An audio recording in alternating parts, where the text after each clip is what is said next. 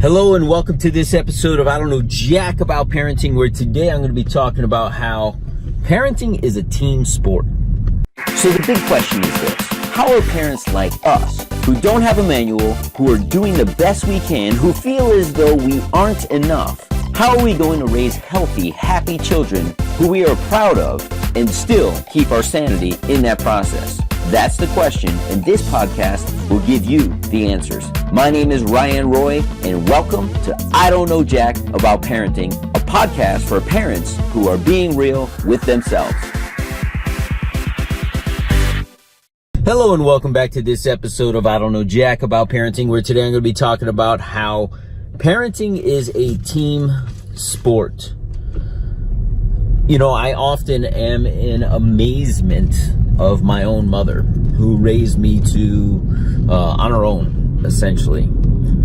And here I am in a relationship, in a healthy relationship with my wife, where it seems like we're a wrestling team, where it's like, hey, I tag you in, you tag me out.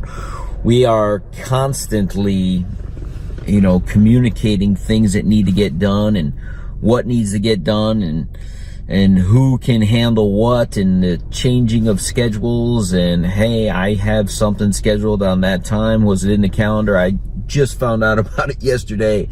I hadn't put it in the calendar yet, and then she double books, and I say I can't do it, and she has to rearrange her schedule, or vice versa. And it's all for the betterment of our children, right?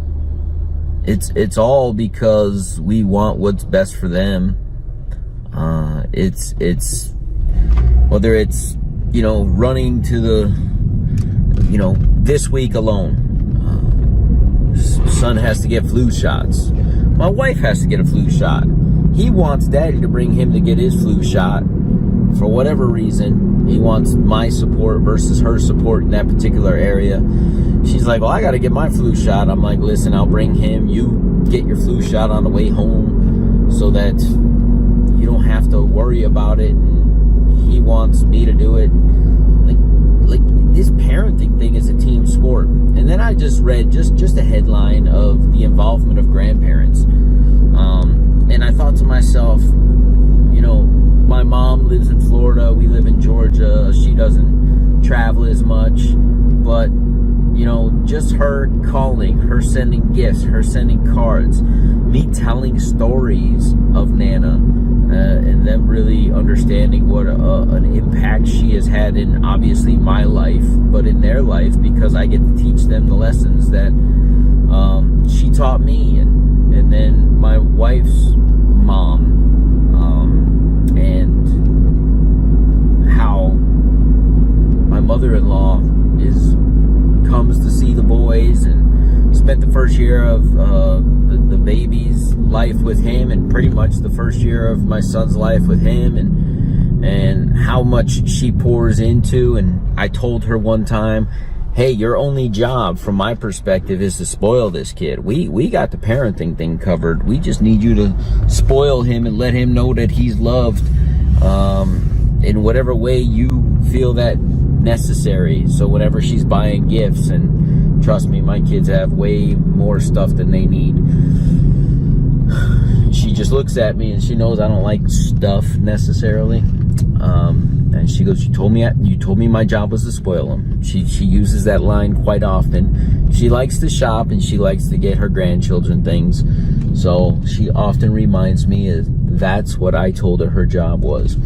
So, as I'm sitting here and out running errands right now, recording this podcast, being in the car, just grateful for all the people who are in my children's lives. And it's as simple as we have amazing neighbors, and I'll probably do a podcast on them here in a moment.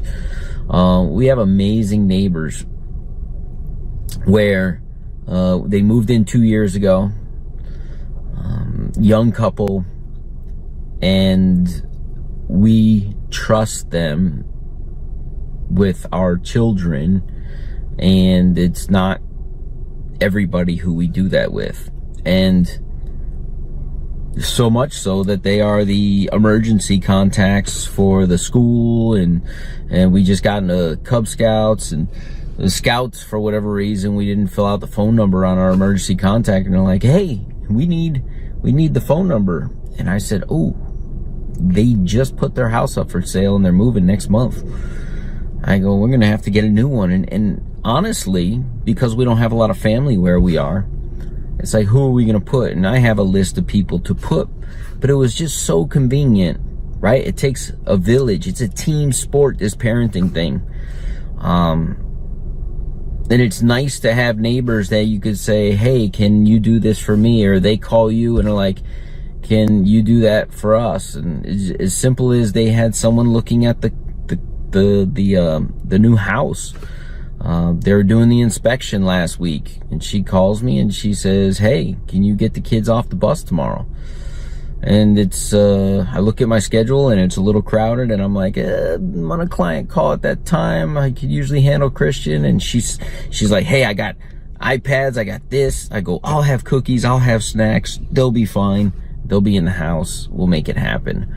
And just being able to have each other in that journey is going to be missed. But hopefully we have amazing new neighbors, and we'll have a very similar relationship with them. Here's the deal. It's a team sport. Don't try to do it on your own. There's no reason to do all this stuff on your own. Yesterday's episode was about mom shaming. Moms, don't do that to each other. Let's embrace each other. We're all going through this together. So I don't know jack about parenting. I just know in my life, period, I've tried to do a lot of things on my own, and as I grow older and wiser, and release that perfectionism and release that sense of, hey, I can do it better, or I'll do it my way, and I release the sense of, hey, I need to be in control, life is becoming easier and more fruitful because I'm connecting to amazing people. And it's all due to, honestly, being this thing we call a parent. It's almost forced me to accept others into my life. So make sure you're on a team and there's a team around you. And trust me, if you're a single mom or a single parent, or you're away from home, there are people out there who want to help you and assist you if you allow them to do so. I'll see you in the next episode. Do you want to be the dad you wish you had? If so, go get my free book, Be the Dad You Wish You Had, at BeTheDadYouWishYouHad.com. Inside, you'll find my most effective 40 tips to quickly and easily transform yourself into the ideal dad. Go to BeTheDadYouWishYouHad.com now and get it while it's free.